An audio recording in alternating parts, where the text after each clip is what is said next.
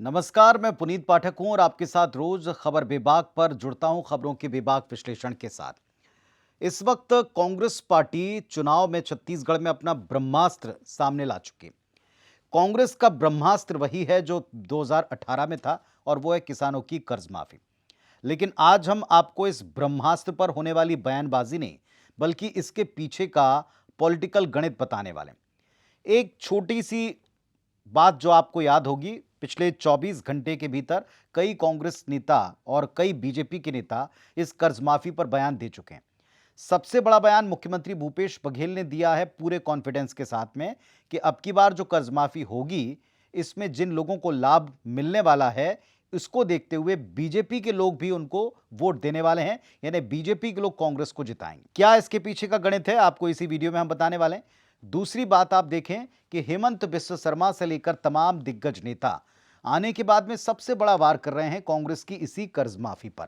मतलब बीजेपी भी कहीं ना कहीं स्वीकार कर चुकी है कि कांग्रेस की कर्ज माफी का यह दांव उनके लिए चुनाव को डगमगाने वाला, चुनाव को दूसरी तरफ पलटाने वाला हो सकता है, और इसीलिए वो इस पर करारा वार करके इसके प्रभाव को कम करने की कोशिश कर रहे हैं, इसे बार बार झूठा बताने की कोशिश कर रहे हैं।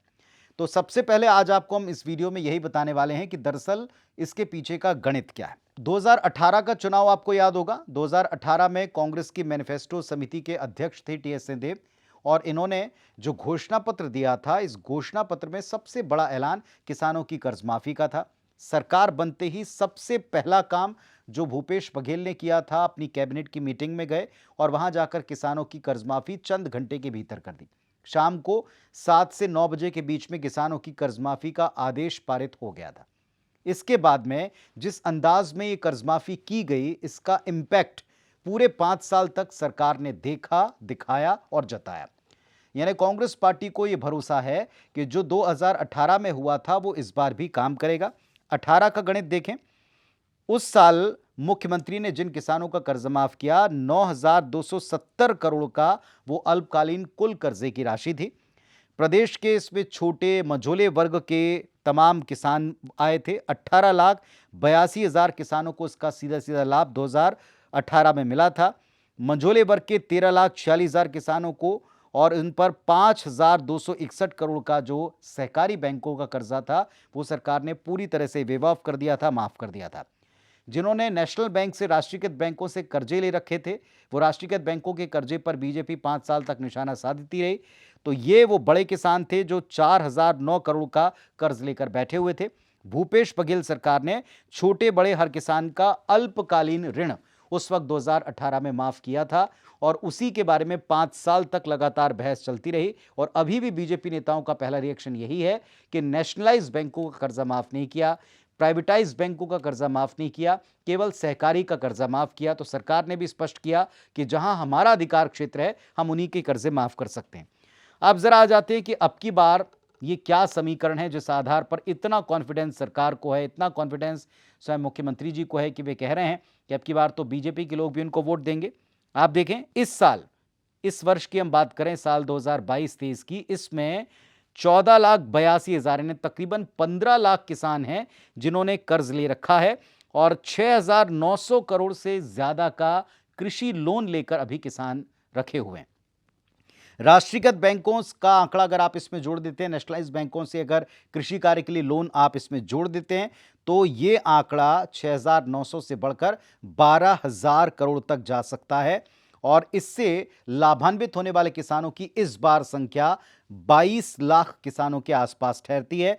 पिछली बार अगर हम देखें तो कुल मिलाकर के 13 लाख और 18 लाख किसान थे जो इससे लाभान्वित थे, लेकिन अब की बार ये आंकड़ा 22 लाख के पार चला जाएगा। पिछले साल तकरीबन 23 लाख किसानों ने सहकारी समितियों से जो अपना धान बेचा था, वे सभी के सभी पंजीकृत किसान हैं, और पूरा किसान वर्ग इस लाभ की श्रेणी में आएगा अगर किसानों की कर्जमाफी के वायदे को सरकार बनने पर कांग्रेस निभाती है तो।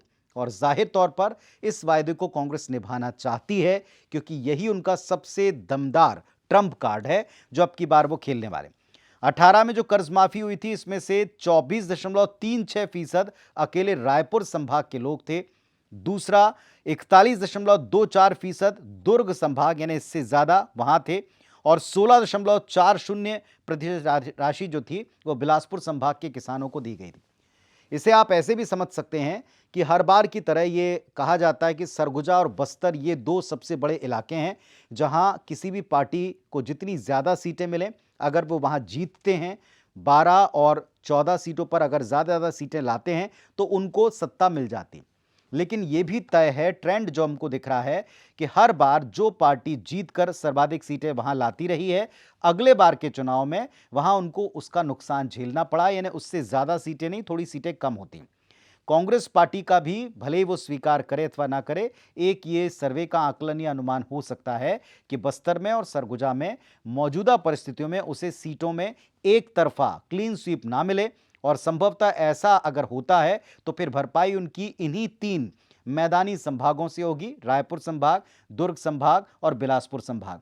इन मैदानी इलाकों में सर्वाधिक किसान हैं, एक बहुत बड़ा किसान वर्ग है जिसने कर्ज ले रखा है और उसको इस कर्ज माफी का सबसे बड़ा लाभ होगा, और यही वजह है सरकार के कॉन्फिडेंस की, जिसमें वो कहती है कि अब की बार बीजेपी के लोग भी उनको अपना समर्थन देंगे, अपना वोट देंगे ताकि सरकार कांग्रेस की बने, ताकि कर्ज माफी हो और इसके बाद उनको लाभ मिले। तो कांग्रेस कर्ज माफी के पीछे ये गणित है और इसी गणित ने कॉन्फिडेंस दिया है कांग्रेस को, और इसी पर करारा वार कर रही है भारतीय जनता पार्टी, ये कहते हुए कि कोविड काल में जब लोग करा रहे थे, जब कोविड काल में लोगों को तकलीफ थी, तब आपने कर्ज माफी की तरफ ध्यान नहीं दिया और 5 साल में आपको अब कर्ज माफी याद आ रही।